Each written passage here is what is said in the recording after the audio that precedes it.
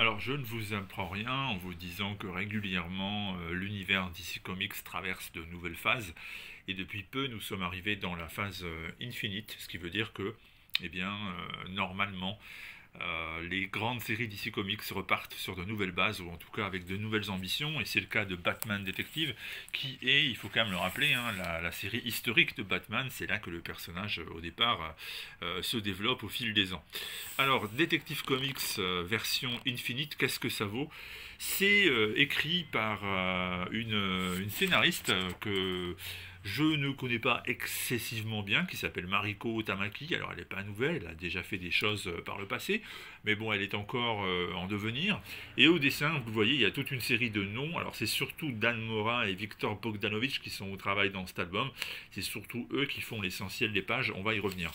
Alors ça s'ouvre sur une base intéressante parce que si vous avez suivi les événements récents, notamment de Joker War, vous savez que Bruce Wayne se retrouve sans argent, il est dans une situation économique bien plus difficile qu'avant, donc du coup bah, c'est terminé, Batman, le manoir Wayne, la Batcave, et je dépense le PIB d'un état africain tous les jours pour refaire la Batmobile, c'est fini tout ça. Aujourd'hui Bruce Wayne est plus proche d'un oligarque russe à qui on aurait saisi son yacht et ses biens, et encore que dans la vraie vie, les oligarques russes, on y a touché seulement légèrement. Par contre, Bruce Wayne, lui, il a vraiment des vrais problèmes sérieux d'argent. Du coup, il a installé sa base dans les égouts de Gotham, et c'est à partir de là que le pauvre Bruce travaille avec des ordinateurs beaucoup moins complexes et performants qu'avant.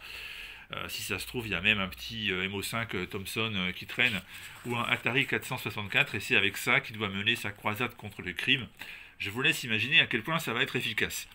Blague à part, Bruce Wayne va se retrouver embarqué dans une histoire de meurtre dans Gotham. Et quand je dis embarqué, ça veut dire qu'on va même l'accuser. À un moment donné, il va être accusé d'être l'assassin. Et du coup, ça va bien compliquer les choses. Il faut dire qu'à Gotham, il y a un nouveau maire qui s'appelle Nakano, qui n'est pas spécialement tendre avec les super-héros. Il n'a pas forcément envie de voir un justicier qui rend la justice, justement, à sa manière dans sa ville. Et puis surtout, on va rencontrer Roland Worth, qui est un mania de l'immobilier, de la construction, qui lui carrément a une haine féroce pour Batman, et dont en plus la fille va être assassinée. Alors résultat, il va littéralement partir en vrille et se lancer dans une croisade contre Batman et donc contre Bruce Wayne. Alors là, vous le voyez sûrement, c'est du très très bon au niveau des dessins. Moi j'aime beaucoup Dan Mora, et à ce niveau-là, c'est vraiment le point fort de cet album. Incontestablement, si vous aimez ce style, vous allez adorer. Et un peu plus loin, vous avez du Bogdanovich.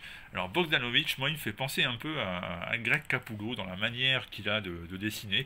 En tout cas, on retrouve un peu de Capullo dans ce côté un peu caricatural des visages, des formes.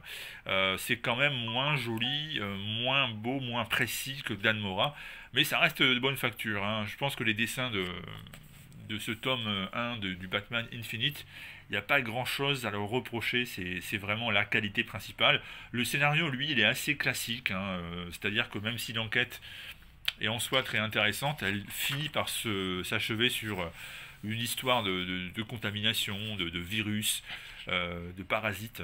Et du coup, bah, ça devient un peu classique parce que c'est vrai qu'on en a quand même lu pas mal ces temps derniers, et j'ai envie de dire une de plus. Alors par contre, Huntress apparaît dans ces pages, autrement dit Elena Bertinelli, et c'est vrai qu'elle n'a pas toujours eu le beau rôle, elle n'est pas toujours présentée de manière intéressante, et là pour autant j'aime beaucoup. Donc la présence de Huntress est intelligente, et en plus on lui confère quasiment, j'ai envie de dire, des nouveaux pouvoirs provisoires qui sont intéressants. Donc voilà, c'est plutôt une bonne chose que sa présence. Avis global sur ce Infinite Detective Comics tome 1, bien. C'est pas quelque chose qu'on relira dans 10 ans en se disant c'était vraiment le summum de la carrière de Batman, mais c'est pas trop mal. Et si vous aimez le personnage et vous avez envie de vous plonger dans l'univers DC Infinite, vraisemblablement vous ne serez pas déçu. Voilà. Vision de violence, c'est le tome 1. A très bientôt.